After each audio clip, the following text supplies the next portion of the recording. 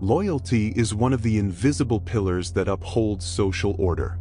It shapes marriages, sustains businesses, holds political alliances together, and nurtures friendships. From an early age, we're taught that loyalty is nobly a mark of high character, a near sacred virtue. But what if we've been looking at all of this through a fogged lens? What if loyalty, far from being an absolute truth, is simply a convenient myth designed to preserve order, but not necessarily to reflect reality?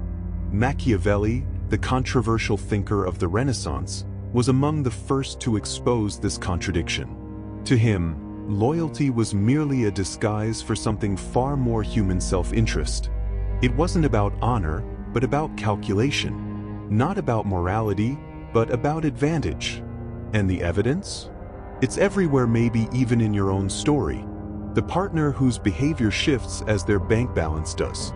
The coworker who praises you publicly but sabotages you behind the scenes.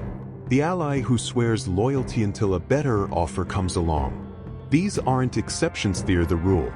And the sooner we accept that, the better equipped we are to navigate the invisible chessboard of human relationships with clarity, strategy, and above all, power. If this kind of reflection resonates with you, subscribe to the channel and turn on notifications. Here, we don't offer comfort, offer clarity. The idea that loyalty is an unconditional virtue sounds comforting, but it may be a trap. More often than not, loyalty works as a social narrative crafted to mask self-interest. After all, saying someone is loyal is far more acceptable than admitting they simply have something to gain. Machiavelli saw this clearly centuries ago. To him, loyalty was less a moral commitment and more a tool of social manipulation. An unspoken contract upheld as long as it's useful and discarded without remorse once interests shift. In The Prince, Machiavelli didn't write to please, he wrote to warn. He started from the premise that human nature is fickle, driven by self-interest and convenience. Loyalty, in this light, isn't stable or eternal, it bends to immediate benefit. If the cost of staying loyal outweighs the reward, loyalty dissolves. Not out of malice, but out of logic. This view, known as Machiavellian realism, isn't cynical, it's functional. It teaches us to expect less morality and more calculation. The streets of 16th century Florence were a battlefield of shifting allegiances. Allied families today became enemies tomorrow. With every turn, a new alliance, a new betrayal, yet no surprise. To Machiavelli, this wasn't corruption, it was political realism in motion. Instability was the norm, not the exception. He saw these shifts not as moral failings, but as strategic adjustments. Loyalty, in this setting, was merely a survival tool in the game of power. Today, the stage has changed, but the dynamics remain the same. Employees leave for better offers, political alliances crumble after elections, and friendships fade once shared interests disappear. Loyalty, in many cases, is nothing more than a symbolic exchange of convenience. We live in relationships that last as long as the benefits flow. When the flow stops, the connection dissolves, not from lack of affection, but from transactional logic. This is the new face of loyalty: conditional, fluid, and calculated. Even in its fragility, loyalty serves a powerful psychological function. It soothes us. It gives us a sense of order in a chaotic world, as if we can predict who'll stay by our side when things fall apart. In practice, we often seek the appearance of loyalty more than its substance. It's a kind of functional self-deception. We prefer to believe someone stands by us out of love or moral commitment, even if, deep down, we know their reasons are rooted in interest. This illusion protects us even as it makes us vulnerable. Machiavelli was blunt: appearance matters more than essence. In the game of human relations, seeming loyal often matters more than being loyal.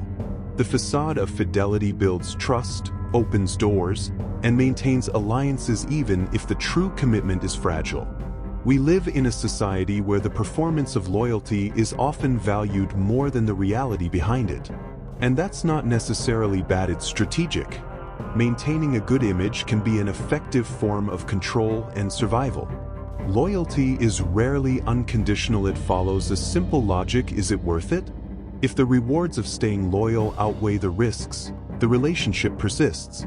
But one crisis, one more profitable opportunity, and everything can change. That's why we see so much collapse in difficult times. When resources dry up, the masks fall. Loyalty, in that context, is a cost-benefit equation under constant recalibration.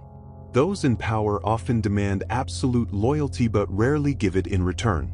Leaders, bosses, figures of authority, they all know how to use the idea of loyalty as a control tool. They create a moral expectation without assuming the same commitment themselves. This asymmetry creates unbalanced relationships. Those in weaker positions are pressured to stay loyal even when it hurts them. And in that scenario, loyalty becomes a burden, not a choice. Contrary to idealistic speeches, strong relationships aren't built on affection alone but on consequence. Machiavelli suggests that true trust is born when there are mutual risks and well-defined interests. It's not about promises, it's about what's at stake if the agreement is broken. Marriages, contracts, partnerships, they all work better when betrayal has a price. That logic may sound cold, but it's stable. Because when everyone has something to lose, everyone plays more carefully. Long-lasting relationships rarely rely on emotion alone, and that's not a bad thing. Often, it's aligned interests that keep bonds strong over time. Partners who benefit together stay together even without grand displays of affection. Intense friendships may dissolve quickly, but strategic alliances endure. Because what binds them isn't fleeting feeling but the logic of collaboration. In this scenario, reason supports what emotion alone could never hold. Machiavelli doesn't advise blind distrust, suggests strategic observation. He promotes a practical approach: watch, calculate, anticipate. Not every ally is trustworthy, but every ally can be useful if you know where you stand. Trust, here, isn't naivety's tactic. By identifying potential betrayals before they occur, you protect yourself and position better. It's the difference between being caught off guard and staying one step ahead. Machiavelli didn't reject ethics, she just didn't think they were enough. Acting virtuously is desirable, he believed, but counting on others to do the same is a strategic mistake. Understanding the conditional nature of loyalty is a way to navigate human relationships more wisely. This perspective doesn't call for coldness but for clarity. It's a kind of realism that avoids disappointment and enables more effective cooperation. When you expect less idealism and more logic, relationships become stronger and fairer. Recognizing that loyalty is, more often than not, a conditional construction, not an absolute virtue, can be uncomfortable at first. But that very discomfort creates space for more realistic, enduring, and truly aligned relationships. It's not about abandoning trust, but refining it with strategy, consequence, and clarity of interest. So before you demand blind loyalty or place faith in fragile bonds, ask yourself, is there a balance of interests here? Is there something concrete sustaining this loyalty? The answer might change how you relate and protect you from unnecessary disappointments. If this message stirred something in you, subscribe and hit the bell icon. Here, we don't sell illusions, we reveal the hidden mechanics of human behavior.